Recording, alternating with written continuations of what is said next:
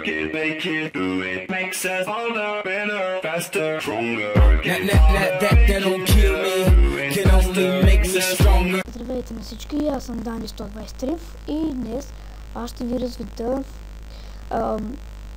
и с моят хотел. И между другото това е втори епизод от поредицата Minecraft Winter House. Така, това е къщата. Нещо не мога вляза. Вляза. Така, сега ще отворим. Така. Виждате, че тук има една малка маса. Няколко наредени печки, една голяма маса. Това там е нещо като телевизор. Тук може да си гледате телевизията.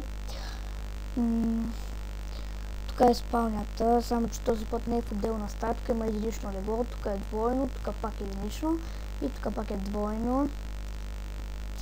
Това е вътрешната библиотека. И този път вместо факли съм сложил такива лампички на земята.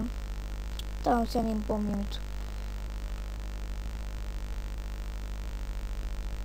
Така, това е моят честрум.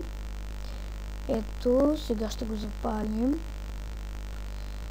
Ето, в последователен ред. Стига чак до тук. Ето, гледайте.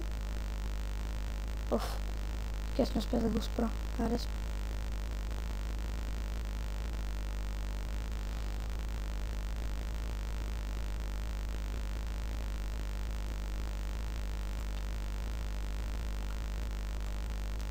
После ще го правя без изках, обърках.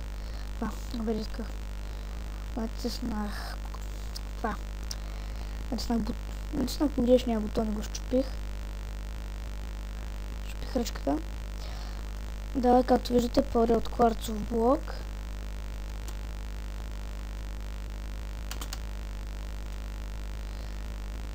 Тъй тук не съм изчистил напълно с сняг, защото допреди малко валеше. Това от ето тук е едната ми ферма. Тя не е автоматична, това ми е фермата за прасета. Това ми е фермата за кравя, това ми е автоматичната ферма и за XP, и за кокошки.